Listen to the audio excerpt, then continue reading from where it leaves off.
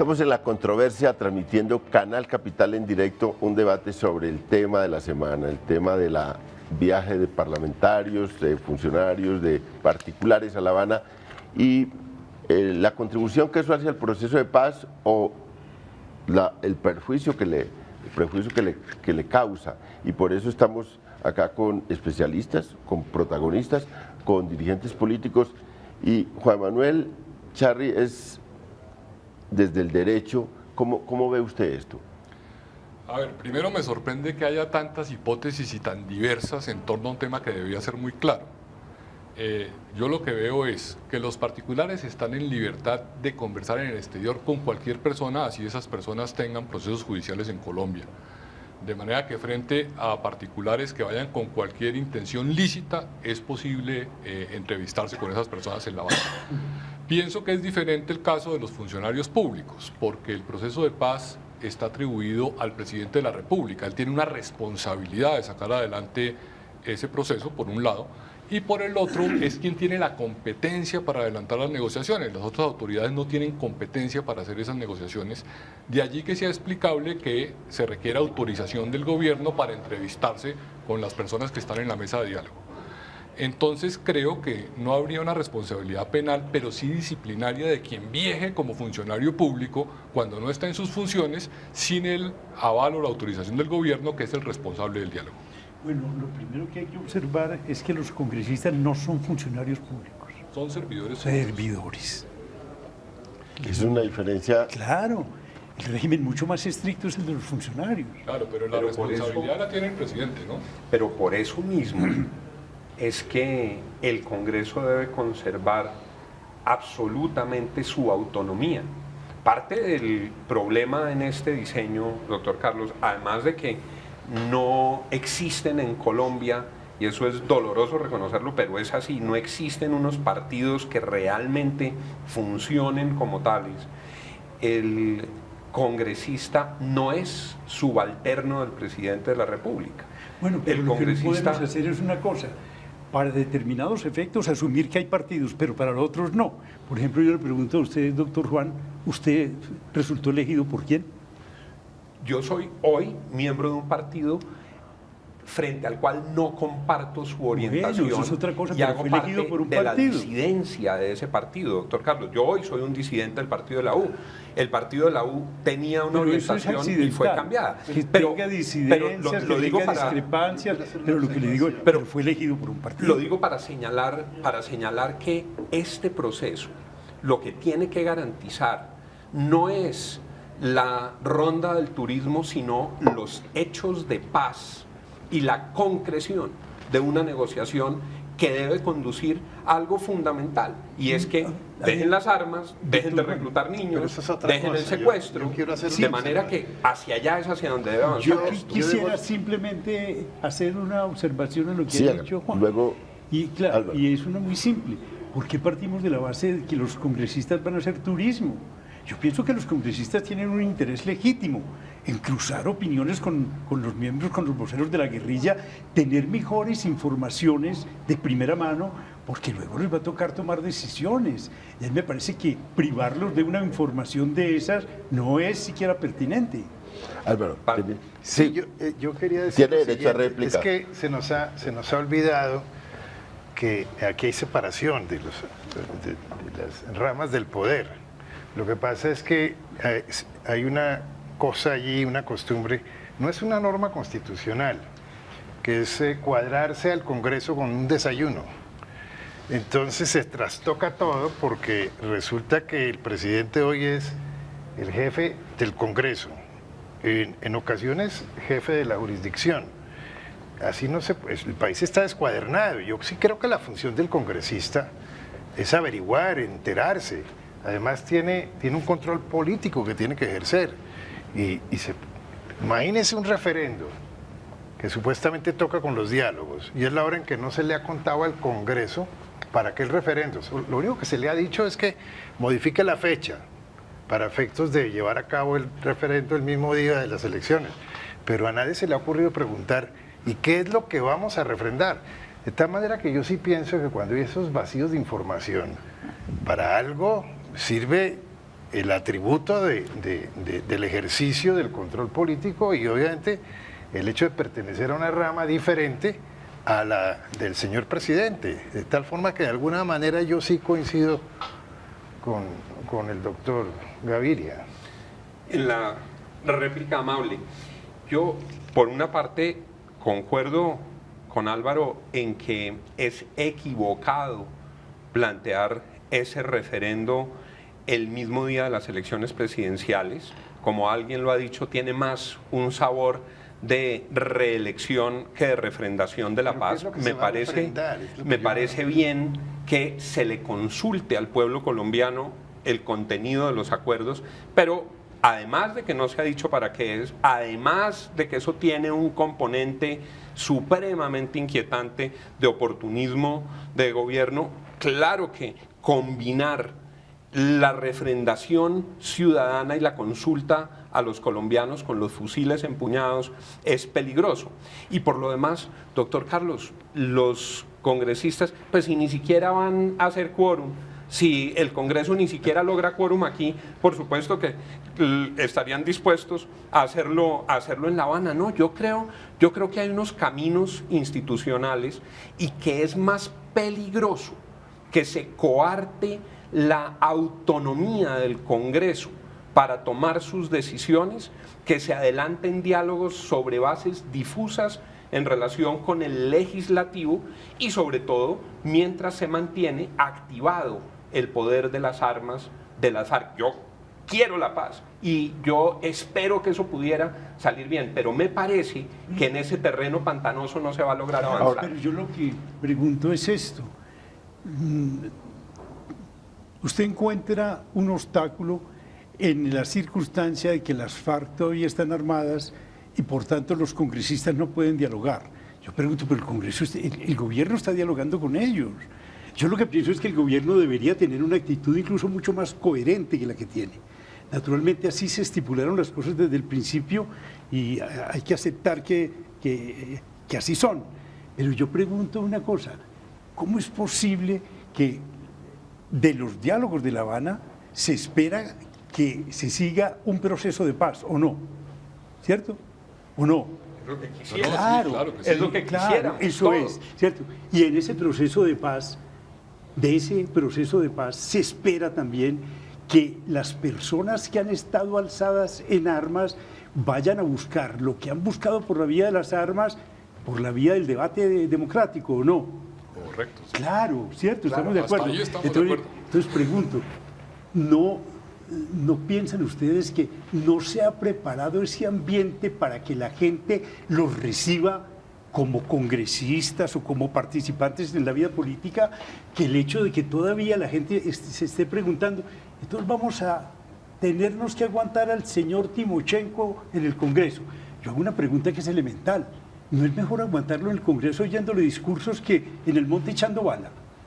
A mí me parece tenemos que estar dispuestos, si hay hechos reales de paz y voluntad de paz, para que así suceda. ¿Cuáles son esos hechos reales? El problema es que no se han generado, doctor Carlos. Mientras estamos en La Habana, mataron 3 policías en el Caquetá, volaron el oleoducto el fin de semana, Juan, siguieron secuestrando gente, doctor Carlos. Vamos despacio, Juan, vamos despacio. A mí me parece que desde el comienzo eso fue lo que se faltó. Es que me da pena interrumpirlos, pero los voy a interrumpir porque creo que estamos despistados. Yo lo que creo es que los congresistas no deben ir a La Habana sin el aval del gobierno, porque el gobierno es el responsable del proceso de paz, es el que lo dirige, y ya cuando llegue el momento presentará el tema político y se hará el debate que corresponde. Perdóname, Juan si Manuel, hay interferencias...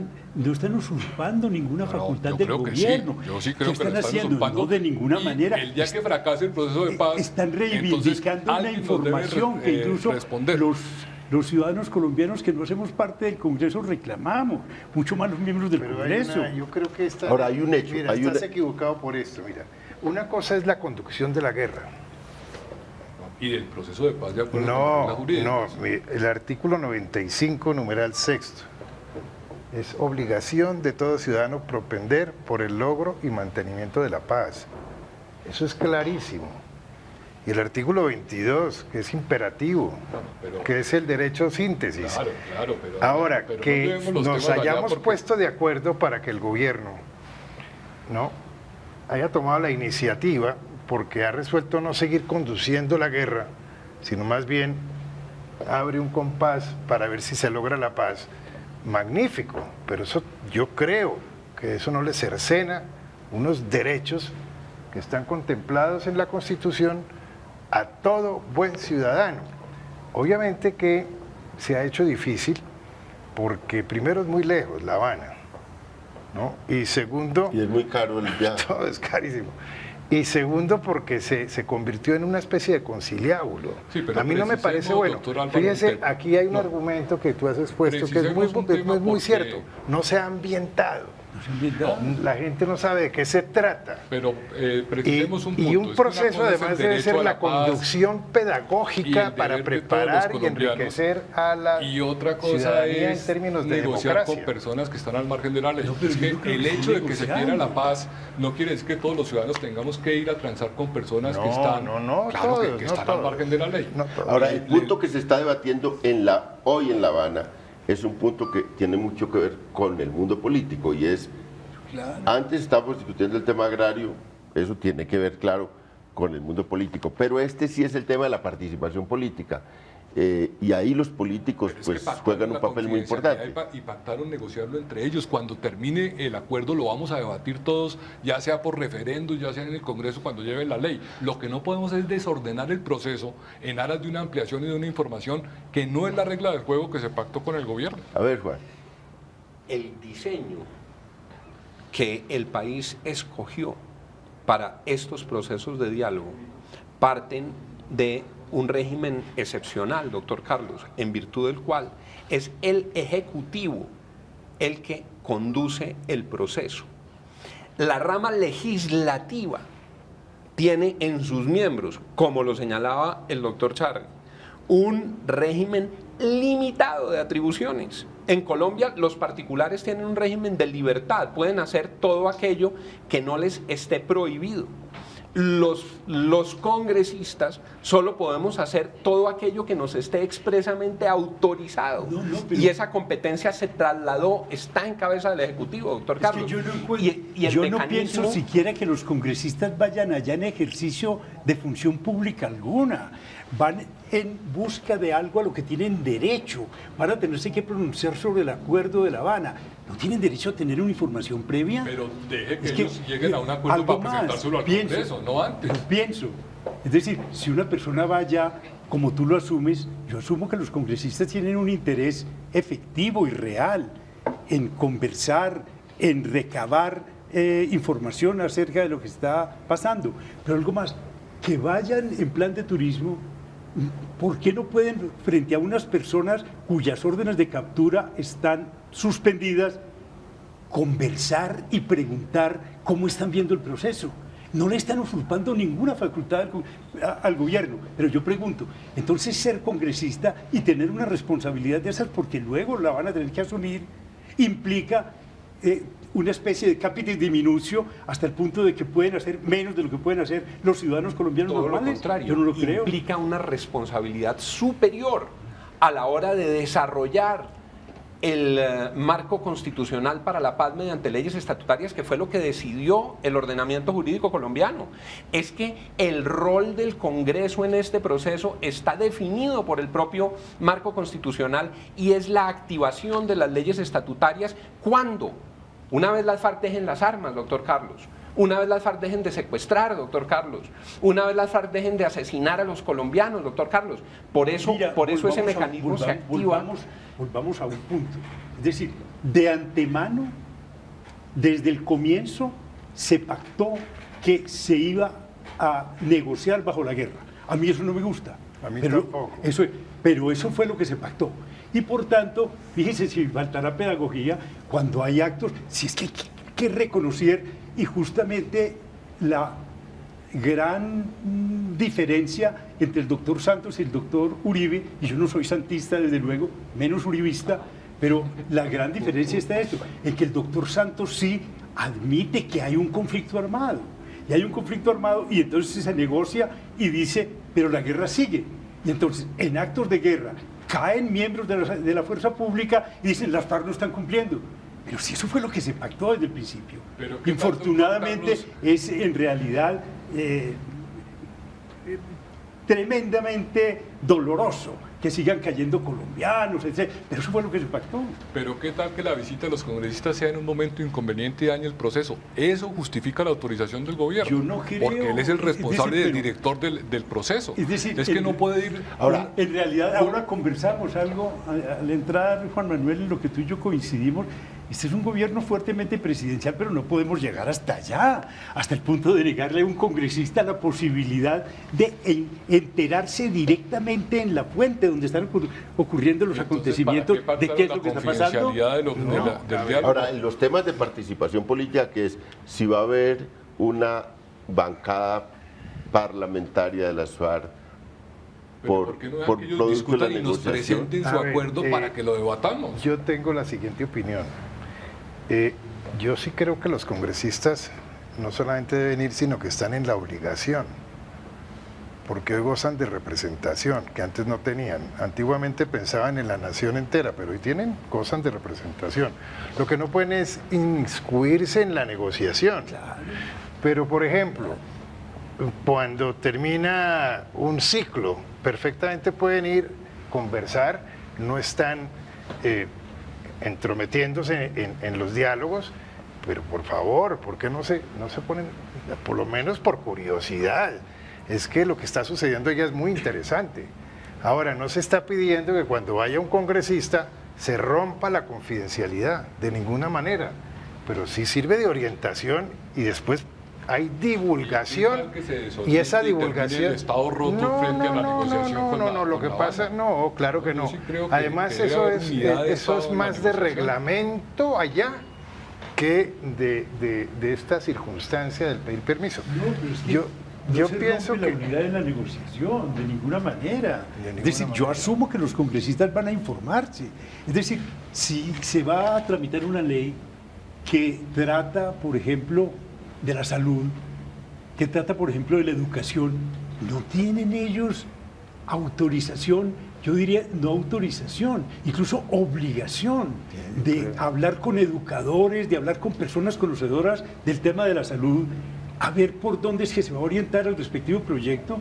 ¿Cómo es que en un caso Es que de estos todavía les no dicen lo a los saben, congresistas están negociando. que no van a negociar? No es que van a negociar, van a informarse de qué es lo que está ocurriendo. Esos son Me los parece linderos, elemental. doctor Carlos, esos son los linderos que justamente por imprecisos generan las perturbaciones, los peligros y luego incluso las amenazas sobre toda la sociedad. Ahora, yo concuerdo con que parte de estos problemas los generó el propio gobierno poniendo unas reglas de juego que no ha cumplido. Ya mencionábamos cómo lo del referendo es un conejazo al acuerdo, ese era un punto que tenía que venir después, el gobierno se manda solo, justamente en un momento en el que tiene que tapar el costo de unas infidencias que comete cuando el propio gobierno empieza a contar lo que se está hablando en La Habana y corre a radicar un referendo violando lo que el propio gobierno se ha comprometido a hacer. Viola el punto 6 en relación con ese tema, viola los protocolos de comunicación y ahora viola la regla que el gobierno le puso al propio Congreso. Es que el Congreso ya discutió de esto con el presidente cuando se tramitaba el marco constitucional para la paz y se acordó que el rol del Congreso era la activación de las leyes estatutarias que desarrollan ¿Y se les prohibió ese a los marco. congresistas conversar acerca del contenido del acuerdo político o con alguno de los protagonistas? Yo Pues no lo estaba, creo. estaba implícito en ese Sería acuerdo, absurdo. doctor Carlos, y por eso el presidente señaló cuando designó el equipo Implícito. negociador que era bajo su conducción y solo el Ejecutivo el que iba a estar allá. Incluso, si no me falla la memoria, fue el propio Pero han ido presidente personas el que- distintas a los negociadores. Claro, Claro. lo que es Y también... esas personas no han ido a negociar, han ido a escuchar. Claro, Yo son pregunto varias. una vez más, ¿por qué los congresistas no tienen el derecho elemental a escuchar de viva voz de los protagonistas qué es lo que está pasando? No, porque hay unas competencias legales, doctor Carlos, Y porque que usted hay unas limitaciones en las la conoce bien negociación, y hay y unas una limitaciones confidencialidad, constitucionales. y hay una responsabilidad del limitación presidente que constitucional sobre sobre tiene las una cuales, persona? sobre las cuales Mire, en usted, nuestro Colombia- profesor, nos ha en- enseñado a lo en largo de los Colombia- años. Mire, en Colombia, a pesar de que usted habla en nombre de un partido que no reconoce tanto esas libertades, todavía existen la libertad libertad de expresión, la libertad de pronunciarse, la libertad de escuchar. Y yo digo, ¿por qué a un congresista le niegan la posibilidad de hablar y de escuchar lo que está ocurriendo en un proceso tan importante como el proceso de paz, donde él sin duda va a tener que ser protagonista y por tanto, mientras esté armado de mejores elementos de juicio, tanto mejor? Bueno, vamos a ir a una pausa y después de esta pausa, porque hay unos contenidos del debate, entiendo yo, los congresistas, y está muy interesado en que vaya el mundo político porque van a discutir el estatuto de oposición, porque están discutiendo si les dan o no unas curules especiales en el Congreso, una circunscripción especial, y son cosas que son del corazón del Congreso y por eso es, entiendo yo, el interés de ir. Esos temas y la constituyente serán para nuestro último segmento.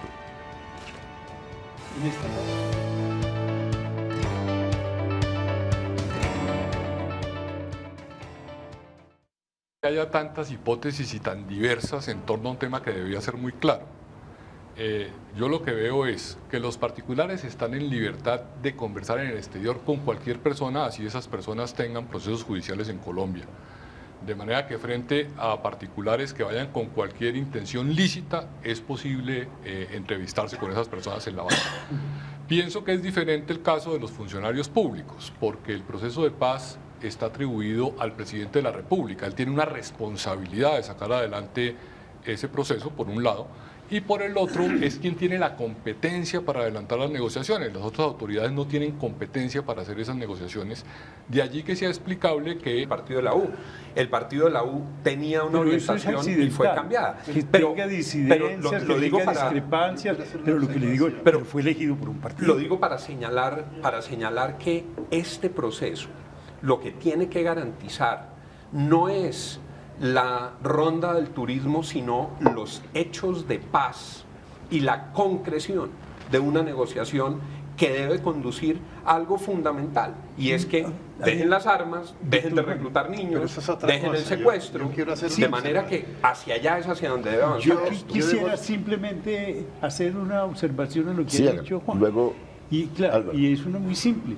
¿Por qué partimos de la base? El problema en este diseño, doctor Carlos, además de que no existen en Colombia, y eso es doloroso reconocerlo, pero es así, no existen unos partidos que realmente funcionen como tales. El congresista no es subalterno del presidente de la República.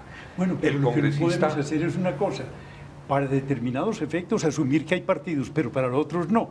Por ejemplo, yo le pregunto a usted, doctor Juan, ¿usted resultó elegido por quién?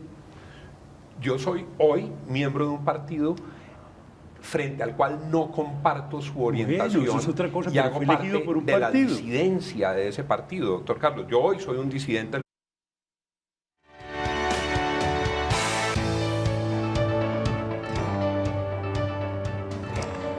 estamos en la controversia transmitiendo Canal Capital en directo un debate sobre el tema de la semana, el tema de la viaje de parlamentarios, de funcionarios, de particulares a La Habana y la contribución que eso hace al proceso de paz o el perjuicio que le causa. Y por eso estamos acá con especialistas, con protagonistas, con dirigentes políticos.